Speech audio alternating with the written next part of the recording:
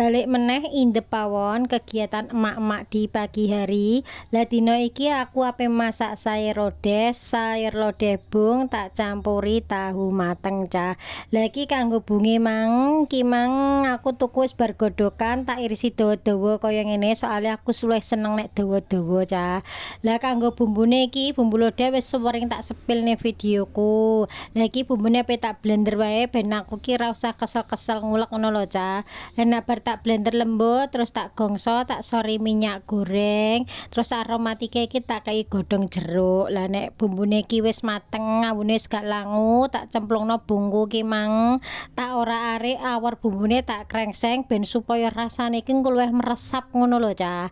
Lah nek wis rata kabeh terus disoki santen. Lah iki mang judule kan tahu mateng. Lah dadi terus tak cemplungi karonan tahu mateng wis bar tak irisi kotak-kotak. Terus tak bumboni ana uyah karonan penyedap aja lali gulane. Lah ciri khase wong Tuban nek masak ki ya iwak panggange ora keri ben tambah seger meneh tak cemplungi ale. Lah terus terakhir lanjut tak wur-wuri karonan godhong brambang.